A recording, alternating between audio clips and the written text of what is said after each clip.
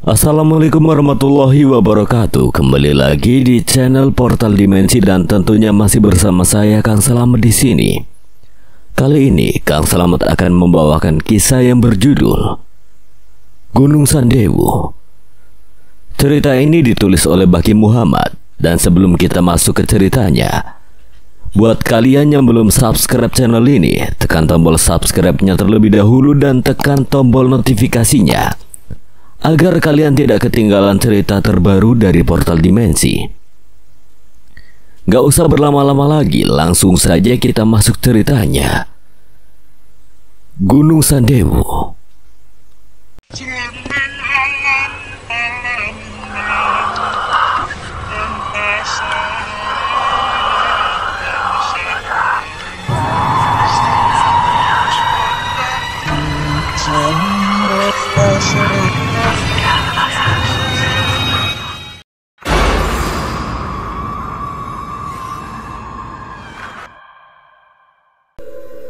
Matahari baru saja terbit ketika Bara dan Fajar tiba di pos pendakian Gunung Sandewu. Udara pagi terasa dingin menusuk. Meski sinar matahari mulai menghangatkan kulit mereka, Gunung Sandewu yang menjulang dengan bukit-bukit curam dan hutan lebat tampak begitu megah sekaligus mencekam. "Kau yakin ingin mendaki gunung ini?" tanya Fajar sambil menyesuaikan tali ranselnya. "Gunung ini punya reputasi buruk, kau tahu." Bara tertawa kecil membenarkan letak headlamp di lehernya. "Kita sudah mendaki banyak gunung, apa bedanya dengan ini? Lagi pula justru karena reputasinya itu aku semakin penasaran. Aku hanya mendengar terlalu banyak cerita orang hilang, suara-suara aneh pendaki yang melihat sesuatu di luar nalar. Kau ini terlalu banyak membaca kisah horor. Ayo, sebelum hari semakin siang." Mereka melapor ke petugas di pos registrasi. Seorang pria tua yang berjaga di sana menatap mereka dengan ekspresi serius. "Kalian baru pertama kali ke Sandewu?" "Iya, Pak." "Gunung ini bukan gunung biasa. Ada banyak kejadian aneh di sini. Jika kalian mendengar sesuatu yang tidak bisa dijelaskan, abaikan saja. Jangan mengikuti suara atau bayangan." "Apa maksud Bapak?" "Aku sudah peringatkan, berhati-hatilah." Setelah menerima peringatan itu, Bara dan Fajar mulai pendakian mereka. Semakin tinggi mereka mendaki, semakin pekat kabut yang menyelimuti jalur. Udara dingin terasa menusuk, bahkan lebih dingin dari gunung-gunung yang pernah mereka daki sebelumnya. Aneh, seharusnya belum waktunya turun kabut setebal ini. Bara menatap ke sekitar hutan. Hutan di sekeliling mereka terasa sunyi, terlalu sunyi. Tidak ada suara burung ataupun serangga, hanya desir angin yang terdengar lirih. Teruskan saja berjalan, jangan biarkan rasa takut menguasai kita. Perjalanan mereka berlanjut tanpa hambatan, meskipun suasana semakin terasa mencekam. Saat malam mulai turun, mereka mendirikan tenda di area dataran yang cukup luas. Bara menyalakan kompor portable dan mulai memasak makanan. Sementara Fajar duduk di depan tenda menatap ke dalam kegelapan. "Bara, aku merasa ada yang mengawasi kita." Bara menoleh ke arahnya, lalu ikut melihat ke arah hutan. Gelap, kosong. Tetapi entah mengapa ada perasaan tidak nyaman yang perlahan menjalar di tubuhnya. "Kok hanya paranoid?" ucap Bara meski suaranya terdengar kurang meyakinkan. Malam itu mereka tidur dengan waspada, namun di tengah lelapnya Fajar mendengar sesuatu. Suara langkah kaki. Ia membuka matanya perlahan. Di luar tenda, di balik kabut, siluet seseorang berdiri diam mengawasinya. Fajar terdiam. Siluet itu masih berdiri di antara kabut. Tubuhnya samar dan gelap. Bara, bangun!" bisiknya sambil mengguncang bahu temannya. Bara mengeram pelan sebelum akhirnya membuka matanya. "Kenapa?" Fajar tidak menjawab, hanya mengarahkan dagunya keluar tenda. Bara mengerutkan kening lalu mengikuti arah pandang Fajar. Namun saat ia melihat ke sana, siluet itu menghilang. Tidak ada apa-apa. Tadi ada seseorang di sana, aku yakin. Kau mungkin hanya bermimpi. Tidak, aku benar-benar melihatnya. Bara menghela napas panjang. Kalau memang ada seseorang, mungkin dia pendaki lain. Jangan terlalu dipikirkanlah. Meski merasa ragu, Fajar akhirnya kembali berbaring, namun ia tidak bisa tidur nyenyak malam itu. Keesokan paginya mereka melanjutkan perjalanan menuju puncak. Kabut yang pekat semalam perlahan menghilang, tapi udara tetap terasa berat. Jalur semakin terjal dan mereka harus berhati-hati melewati bebatuan licin. Akhirnya setelah perjalanan panjang, mereka sampai di puncak. Bara mengangkat tangannya dan berseru, kita sampai juga. Fajar tersenyum tipis, tetapi matanya masih menyapu sekeliling dan waspada. Di kejauhan hamparan awan terlihat seperti lautan putih yang menutupi daratan. Namun rasa lega itu tidak bertahan lama. Aku tidak tahan lagi. Aku harus ke toilet. Serius, baru sampai puncak kau malah ingin ke toilet? Aku tidak bisa menahannya. Tunggu di sini, aku tidak akan lama. Bara pun berjalan menuju toilet yang berada di dekat puncak. Toilet itu tampak tua dan jarang digunakan, tetapi lebih baik daripada buang air sembarangan di alam terbuka. Fajar menunggu menikmati pemandangan sekitar. Angin dingin berhembus membuatnya merapatkan jaket. Namun beberapa menit berlalu dan Bara belum kembali. Bara! Tidak ada jawaban. Fajar mulai merasa tidak nyaman. Ia melangkah mendekati toilet, tetapi saat ia tiba di sana, pintunya terbuka. Kosong, Bara tidak ada di dalamnya. Jantung Fajar berdegup dengan kencang. Ia menoleh ke sekeliling mencoba mencari jejak Bara. Bara, kau di mana? Hening, tidak ada suara selain desiran angin. Fajar merasakan bulu kuduknya meremang. Ada sesuatu yang tidak beres. Bara menghilang. Fajar berlari mengitari area puncak. Matanya terus mencari sosok Bara. Ia memanggil-manggil nama temannya, tetapi hanya angin yang menjawab. Bara, kalau ini bercanda, hentikan sekarang juga. Tidak ada jawaban. Fajar menelan ludah. Tidak mungkin Bara turun tanpa memberitahunya. Ia bukan tipe orang yang suka bermain-main dalam situasi seperti ini. Apa mungkin dia tersesat? Atau sesuatu membawanya pergi? Fajar menggeleng cepat, menepis pikiran buruk yang mulai muncul di benaknya. Ia mengambil napas dalam mencoba tetap tenang. Langkahnya membawanya ke pinggir puncak, tempat batuan terjal menjulang tinggi. Ia menatap ke bawah, tetapi hanya kabut tebal yang menyelimuti jurang. Mungkinkah Bara jatuh? Termundur selangkah, kepanikan mulai menyerangnya. Ia harus mencari bantuan. Tanpa berpikir panjang, ia segera berlari menuruni jalur pendakian. Napasnya memburu, kakinya nyaris tersandung akar-akar yang mencuat di tanah. Begitu sampai di pos pendakian, ia langsung mendatangi petugas yang berjaga. Pak, teman saya hilang di puncak. Petugas yang sama dengan mereka temui sebelumnya menatapnya dengan raut serius. Temanmu hilang sejak kapan? Baru saja dia pergi ke toilet tapi tidak kembali. Gunung ini memang sering memakan korban. Baiklah, kami akan menghubungi tim SAR. Pak, saya harus kembali ke atas. Saya tidak bisa meninggalkannya sendirian. Jangan gegabah. Jika kau naik sendirian dalam keadaan panik, kau juga bisa hilang. Fajar ingin membantah, tetapi ia tahu pria itu benar. Ia hanya bisa menunggu sambil menggenggam erat tali ranselnya. Beberapa saat kemudian, tim SAR tiba dengan perlengkapan lengkap. Mereka segera beranjak menuju puncak dengan membawa anjing pelacak dan senter berkekuatan tinggi.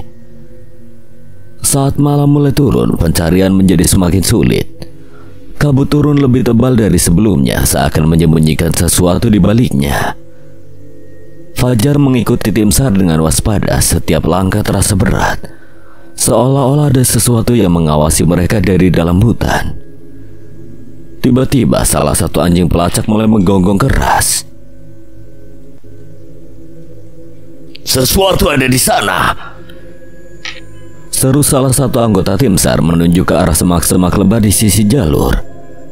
Dengan hati-hati mereka mendekati sumber suara, namun yang mereka temukan bukan bara, melainkan jejak kaki yang berakhir begitu saja di tengah tanah berlumpur, seolah pemiliknya menghilang tanpa jejak. Di sisi lain Gunung Sandewu, sekelompok pendaki lain sedang berusaha mencapai puncak. Mereka adalah Aldo, Galang, Fadil, dan Dido. "Aku sudah bilang kita harusnya mulai lebih pagi," gerutu Galang sambil mengelap keringat di dahinya. "Sekarang jalan semakin licin." Ya, salahkan saja aku. Tapi yang penting kita tetap bisa naik kan?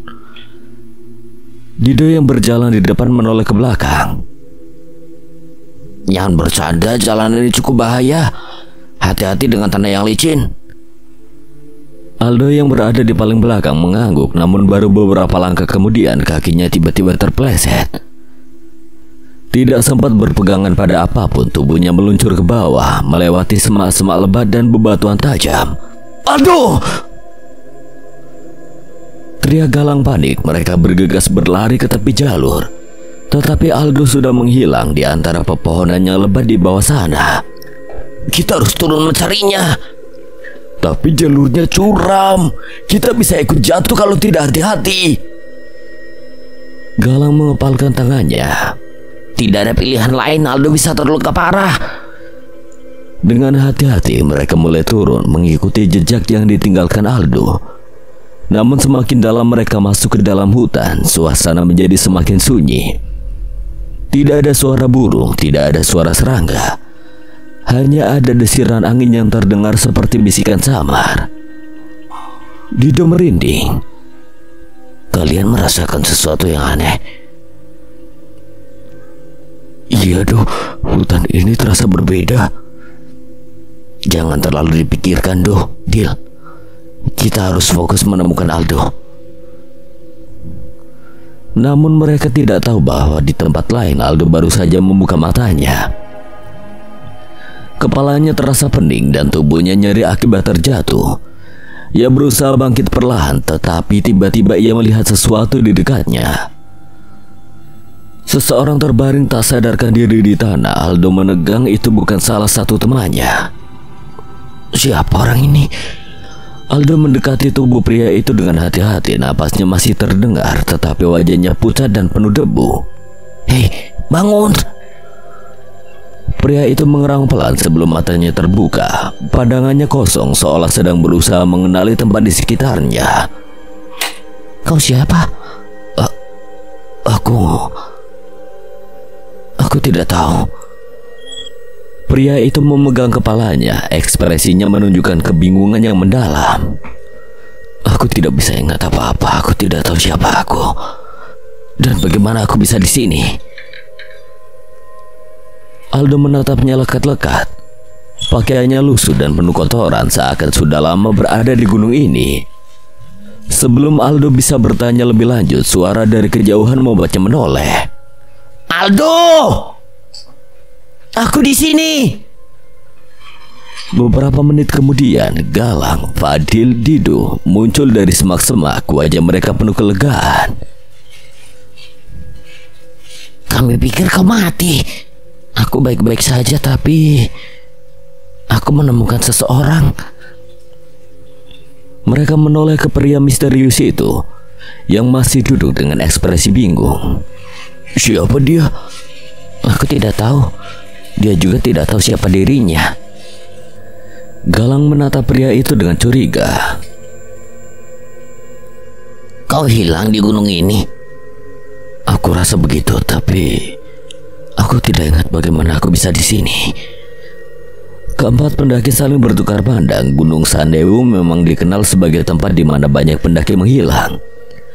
Bisa jadi pria ini adalah salah satu dari mereka. Kita tidak bisa meninggalkannya di sini. Kita harus membawanya turun. Tapi kita tetap harus berhati-hati. Aku merasa ada sesuatu yang tidak beres. Mereka memutuskan untuk kembali ke jalur pendakian. Namun saat mereka mulai berjalan, pria misterius itu tiba-tiba berbicara.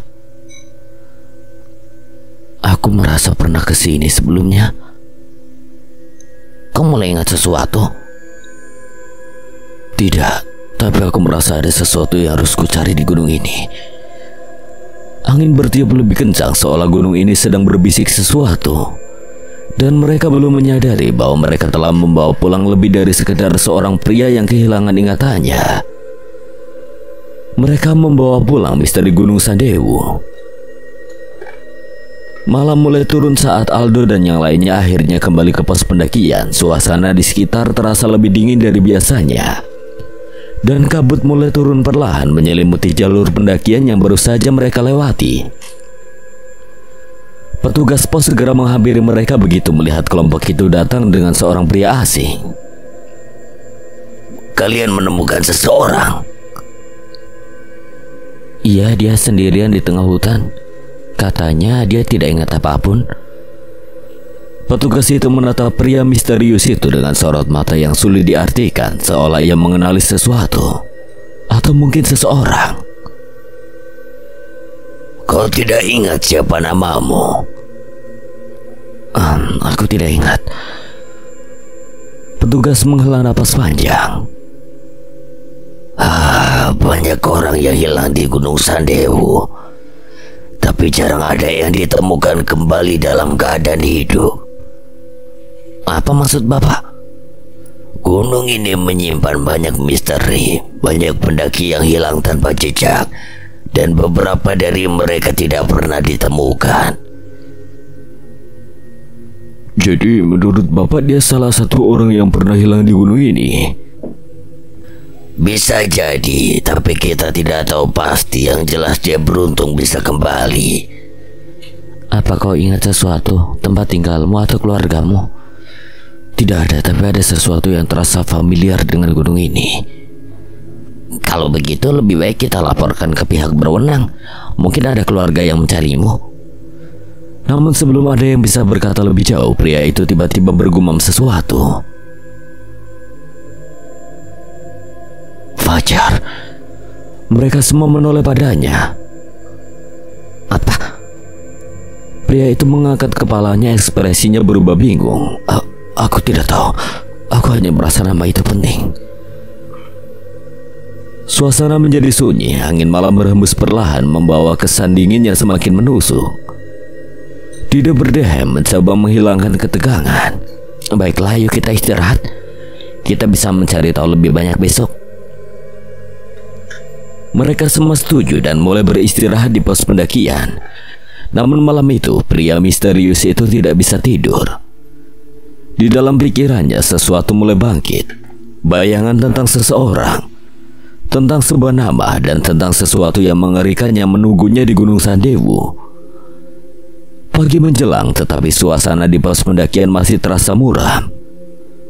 Aldo dan teman-temannya duduk mengelilingi pria misterius yang belum mengingat siapa dirinya.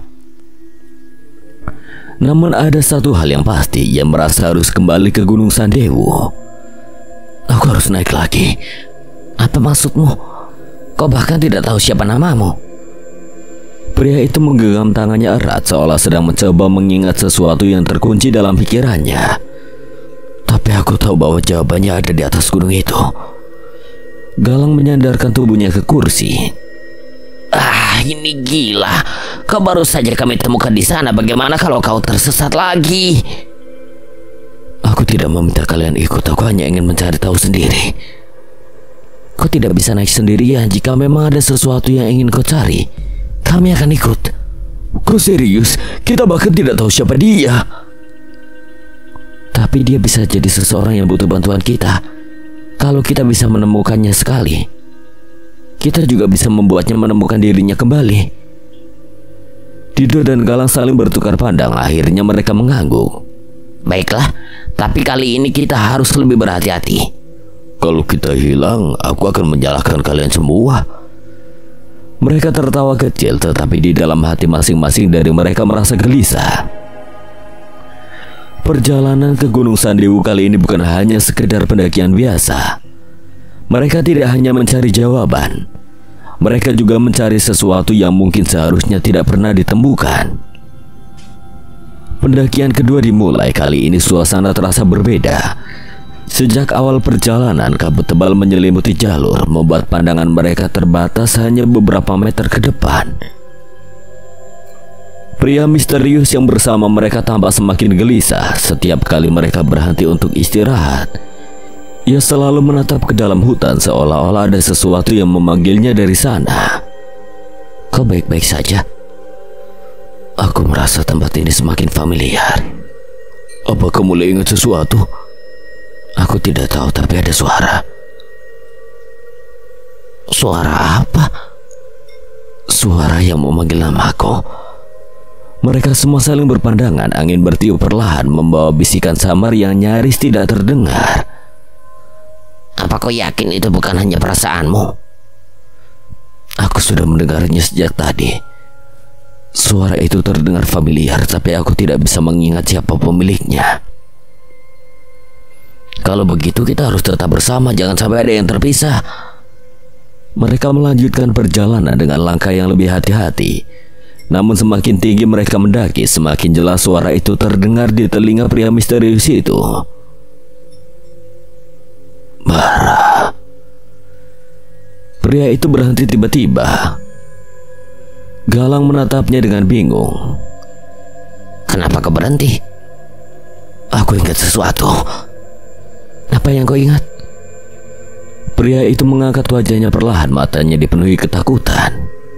Aku ingat namaku. Keempat temannya menegang.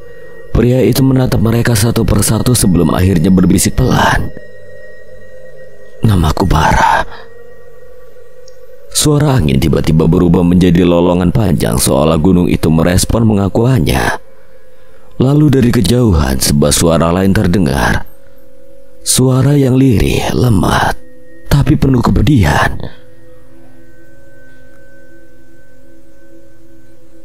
Bara, kenapa kau meninggalkanku? Jantung Bara berdegup kencang. Ia mengenali suara itu. Itu adalah suara Fajar. Bara berdiri mematung. Suara itu bergema di kepalanya, mengusik sesuatu yang selama ini terkubur dalam ingatannya. Bara, kenapa kau meninggalkanku? Ia tersentak, dadanya terasa sesak, seolah ada sesuatu yang berusaha keluar dari dalam dirinya. Apa yang terjadi? Tanya Dido, suaranya penuh kecemasan. Bara mengangkat wajahnya perlahan. Matanya mulai berkaca-kaca. Aku ingat semuanya. Aldo, Galang, Fadil, dan Dido menatapnya dengan tegang. Apa yang kau ingat?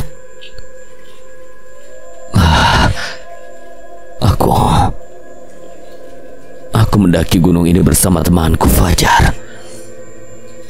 Kami berhasil mencapai puncak, tapi saat aku pergi sebentar ke toilet, tiba-tiba Fajar menghilang. Bara menutup matanya, membiarkan ingatannya mengalir kembali. Aku panik.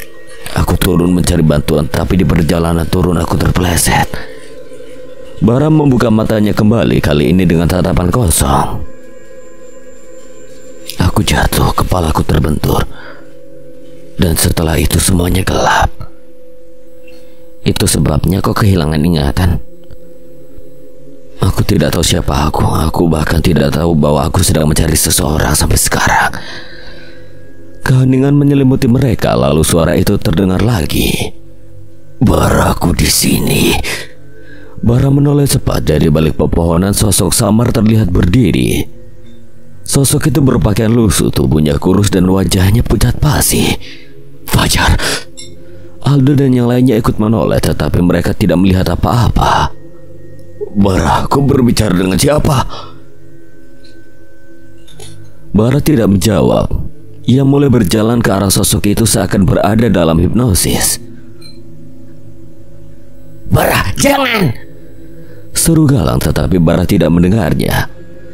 Sosok itu berbalik dan mulai berjalan menjauh, seolah mengundang Bara untuk mengikutinya. Dan Bara tanpa ragu melangkah lebih dalam ke dalam hutan yang gelap. Bara terus berjalan mengikuti sosok Fajar yang melangkah semakin jauh ke dalam hutan. Napasnya memburu, tetapi ia tidak bisa berhenti. Di belakangnya, Aldo, Galang, Fadil, dan Dido berusaha mengejarnya. Bara, berhenti! Namun Bara seolah tidak mendengar mereka. Suara Fajar terus memanggilnya, membimbing langkahnya menuju sesuatu yang tidak terlihat. Kau meninggalkanku, Bara. Aku tidak meninggalkanmu. Aku mencarimu. Kalau begitu, kenapa aku masih di sini? Langkah Bara melambat. Di hadapannya tanah berubah menjadi tebing curam. Angin berhembus lebih kencang, membawa aroma tanah basah yang dingin. Sosok Fajar berdiri di tepi jurang membelakanginya. Bara menggigil. Jantungnya berdebar tak karuan. Fajar. Suaranya nyaris tak terdengar. Perlahan sosok itu berbalik. Dan saat Bara melihat wajahnya, ia tersentak mundur. Wajah Fajar bukan lagi wajah yang ia kenal. Kulitnya pucat membiru. Matanya kosong dengan sorot yang menakutkan. Rahangnya patah dan darah kering mengalir dari pelipisnya. Itu bukan Fajar yang ia kenal. Itu adalah mayat. Mayat Fajar. Bara terpaku, ingatannya kembali dengan jelas. Fajar jatuh, Fajar tidak hilang. Ia terjatuh ke dasar jurang. Dan kini arwahnya menuntut jawaban. Kenapa kau membiarkanku mati, Bara? Bara ingin menjawab, ingin menjelaskan bahwa ia tidak pernah bermaksud meninggalkan Fajar, tapi suaranya tercekat di tenggorokan. Seketika tangan Fajar yang kurus dan dingin terulur mencengkeram lengan Bara. Tarikan itu kuat, terlalu kuat. Bara tersentak, ia kehilangan keseimbangan. Tubuhnya mulai miring ke arah jurang. Bara! Aldo, Galang, Fadil, dan Dido berhasil tiba tepat waktu. Aldo langsung menarik tubuh Bara sebelum benar-benar jatuh. Sementara itu sosok Fajar mulai menghilang di tengah kabut. Namun sebelum benar-benar lenyap, suaranya kembali terdengar. Aku masih di sini. Angin kencang berhembus dan Bara jatuh terduduk. Napasnya tersengal. Ia menatap kosong ke arah jurang. Fajar mungkin sudah tiada, tetapi jiwanya masih terjebak di Gunung Sandewu. Bara masih terduduk di tanah, napasnya belum stabil. Di benaknya suara Fajar terus menggema, seakan masih berada di sekelilingnya. Aldo menepuk pundaknya. Bara, apa kau baik-baik saja? Bara mengangkat wajahnya perlahan, ekspresinya kosong. Aku ingat semuanya. Fajar tidak hilang. Dia jatuh dan aku gagal menyelamatkannya. Tapi kenapa mayatnya masih di sini? Seharusnya tim pencarian menemukannya, kan? Mungkin mayatnya tersembunyi di tempat yang sulit dijangkau. Atau mungkin ada hal lain yang membuatnya tetap di gunung ini. Apa maksudmu? Kupikir arwahnya tidak bisa pergi. Keheningan menyelimuti mereka. Angin bertiup pelan membawa suara samar yang menyerupai bisikan. Bara menatap ke dalam jurang. Fajar masih di sini. Dia belum pergi karena aku tidak pernah menepati janjiku padanya. Janji apa? Kami pernah berjanji. Kalau salah satu dari kami tertinggal atau tersesat, yang lain harus kembali mencarinya. Aku memang mencarinya, tapi aku juga jatuh. Aku kehilangan ingatan. Aku bahkan lupa bahwa aku punya sahabat yang sedang menunggu. Dan sekarang kau ingat karena Fajar tidak pernah berhenti memanggilmu. Aku harus menemukannya. Aku harus memastikan bahwa dia benar-benar ada di sini. Bara, kalau kau benar-benar menemukannya lalu apa? Aku akan meminta maaf, aku akan membantunya menemukan jalan pulang. Mereka semua saling berpandangan. Tidak ada yang berani membantah karena mereka tahu sesuatu di gunung ini masih belum selesai. Aldo menepuk bahu Bara. Baiklah, kalau kau ingin menemukan Fajar, kami akan menemanimu. Sekali lagi kita masuk ke dalam bahaya. Tapi kita tidak akan meninggalkan siapapun. Baiklah, ayo kita cari mayatnya sebelum matahari terbenam. Bara menatap ke dalam jurang sekali lagi. Fajar, tunggulah, aku akan menepati janjiku kali ini. Lalu mereka pun melanjutkan perjalanan menuju kegelapan yang menyimpan kebenaran yang telah lama terlupakan.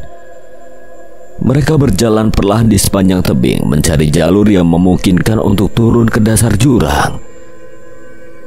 Kabut semakin tebal dan udara di sekitar terasa lebih dingin dari sebelumnya. Dido menyorotkan senter ke bawah. Jurangnya dalam sekali, apa kau yakin Fajar jatuh ke sini? Iya, aku yakin. Kita harus mencari jalan turun yang lebih aman. Kalau kita nekat turun langsung, kita bisa mengalami nasib yang sama. Galang mengamati sisi tebing, lalu menunjuk ke arah kanan. Sepertinya ada jalur kecil di sana. Kita bisa mencobanya. Mereka segera bergerak ke arah yang ditunjukkan Galang. Jalur itu sempit dan dipenuhi akar-akar pohon yang menjulur dari tanah. Setiap langkah harus diambil dengan hati-hati. Saat mereka semakin mendekati dasar jurang, udara di sekitar mulai berubah. Bau tanah bercampur aroma aneh menusuk hidung mereka, seperti bau daging membusuk. Fadil menutup hidungnya. Bau apa ini? Bara menghentikan langkahnya, matanya membelalak saat melihat sesuatu di depan mereka. Di antara bebatuan besar dan semak-semak yang lebat, ada sosok tubuh tergeletak. Pakaiannya dikenakannya sudah robek dan kotor, tetapi Bara mengenalinya. Itu adalah Fajar.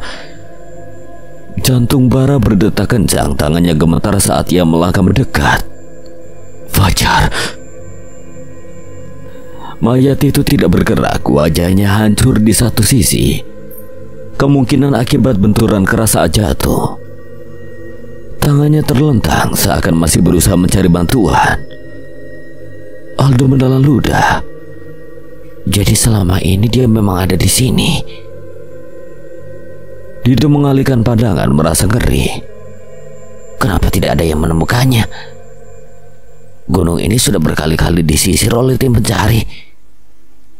Galang berlutut mengamati tubuh Fajar. Seolah-olah sesuatu yang menyembunyikannya. Bara tidak mendengar percakapan mereka. Ia hanya menatap Fajar dengan perasaan campur aduk. Ia berlutut di samping tubuh sahabatnya, lalu menggenggam tangan dingin itu dengan erat. Maafkan aku, Fajar. Aku tidak pernah berniat meninggalkanmu. Hening. Hanya suara angin yang berdesir pelan, lalu tiba-tiba jari-jari mayat Fajar bergerak. Bara terkejut dan segera mundur. Bara, ada apa? Aldo berteriak panik. Bara menuju ke arah tangan mayat itu. Suaranya tercekat. Tangannya barusan bergerak. Mereka semua menatap mayat Fajar dengan waspada. Lalu sesuatu yang lebih mengerikan terjadi. Kelopak mata Fajar yang sudah membusuk perlahan terbuka. Dan dari dalam rongga matanya yang kosong, sesuatu sedang mengintip ke arah mereka. Bara dan yang lainnya membeku di tempat. Mata Fajar yang kosong terbuka perlahan. Tetapi yang membuat mereka gemetar bukanlah matanya, melainkan sesuatu yang tersembunyi di dalamnya. Dari dalam rongga matanya yang hitam, ada gerakan sesuatu yang melata. Berwarna gelap tampak merayap keluar dengan perlahan. Fadil mundur dengan napas tersengal. Apa-apaan itu? Dido menyerotkan senter ke wajah mayat Fajar. Seketika sesuatu yang menjijikkan terungkap. Segerombolan belatung dan serangga kecil keluar dari dalam matanya, berjatuhan ke tanah. Bara hampir muntah, tetapi yang membuatnya semakin ketakutan adalah senyum yang tiba-tiba muncul di wajah mayat Fajar. Senyum itu tidak wajar, seakan ada sesuatu yang menggunakan tubuhnya. Dan kemudian suara itu terdengar lagi. Bara. Bara membeku, itu suara Fajar, tapi tidak berasal dari mulutnya. Suara itu bergema di sekeliling mereka seperti datang dari udara itu sendiri. Galang mencengkram bahu Bara. Kita harus pergi sekarang juga. Bara masih menatap wajah sahabatnya yang sudah membusuk itu. Satu tetes air mata jatuh dari mayat Fajar. Dia masih ada di sana. Aldo menarik tangan Bara dengan paksa. Kita tidak bisa tinggal di sini. Kau dengar aku? Kita harus pergi sebelum sesuatu yang lebih buruk terjadi. Saat mereka mulai berbalik untuk pergi, suara lain tiba-tiba terdengar dari dalam hutan. Suara langkah kaki. Banyak. Mereka menoleh dengan panik. Dari dalam kabut, sosok-sosok mulai muncul. Bukan manusia, bukan binatang. Sosok-sosok hitam dengan mata kosong bergerak dengan gerakan patah-patah seperti boneka rusak. Mereka datang. Mereka mengincar sesuatu. Dan Bara serta teman-temannya ada di sana. Mereka tidak sendirian. Sosok-sosok itu bergerak semakin dekat. Langkah mereka tidak beraturan, seperti boneka yang talinya dipotong. Mata mereka kosong, tetapi Bara bisa merasakan bahwa mereka melihatnya. Aldo mundur perlahan. Apa-apaan mereka? Galang mencengkeram lengannya dengan erat. Aku tidak tahu, tapi kita harus segera keluar dari sini.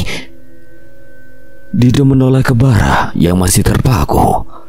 Bara, kita harus pergi sekarang. Bara masih menatap mayat Fajar, wajah sahabatnya yang tetap tersenyum, tetapi ada air mata yang terus mengalir dari mata kosong itu. Seakan ia ingin mengatakan sesuatu, seakan ia ingin memberikan peringatan. Bara, lari. Suaranya terdengar pelan di telinga Bara, dan saat itu juga sosok hitam itu berlari ke arah mereka dengan kecepatan yang tidak wajar. Lari! Tanpa pikir panjang, mereka semua berbalik dan berlari menembus hutan. Napasnya tersengal, kaki mereka nyaris terpeleset di tanah yang licin. Bara menoleh ke belakang, bayangan-bayangan itu mengejar mereka.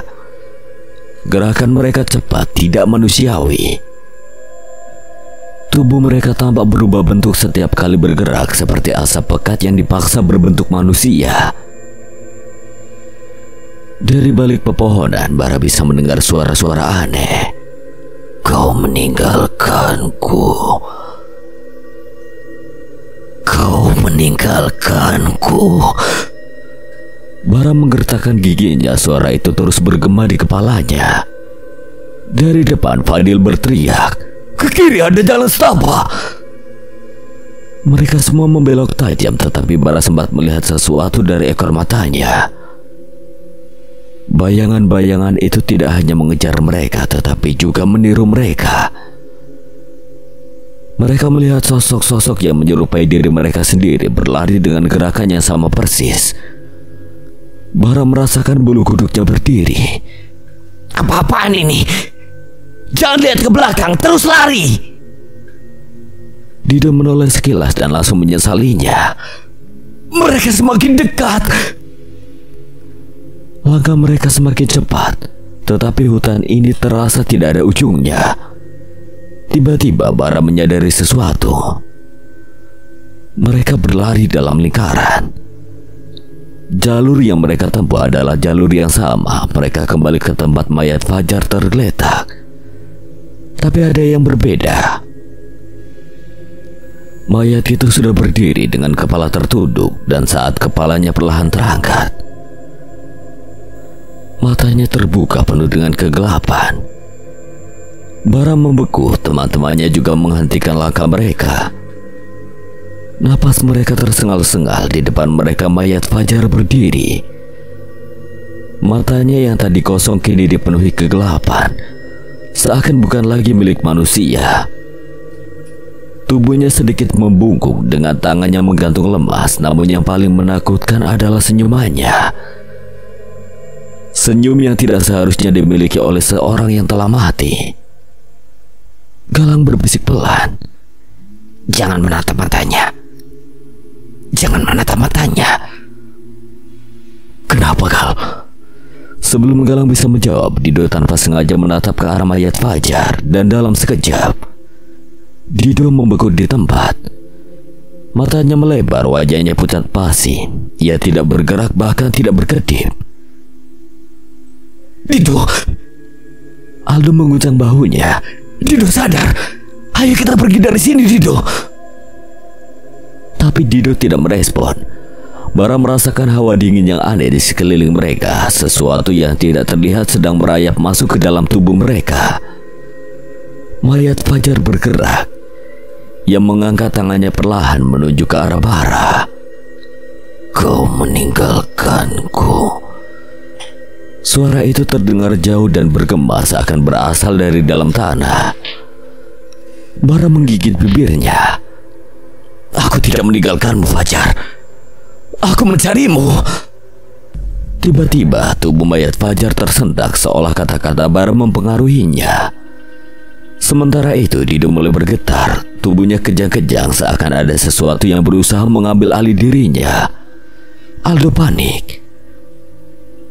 Kita harus melakukan sesuatu. Dia tidak bisa terus seperti ini. Bara menatap Fajar dengan mata penuh tekad. Ia melangkah maju. Fajar, aku datang untuk menjemputmu. Aku tidak akan meninggalkanmu lagi. Mayat itu tetap menatapnya, tetapi senyumannya perlahan menghilang. Kalau kau masih di sini, ayo pulang. Sunyi. Angin berhenti berhembus. Dido tiba-tiba terjatuh ke tanah, kembali bernapas dengan terengah-engah, dan mayat Fajar jatuh kembali ke tanah tidak bergerak. Hanya tersisa tubuhnya yang membusuk, tidak ada senyum, tidak ada mata yang hitam. Hanya mayat. Galang buru-buru menarik Bara.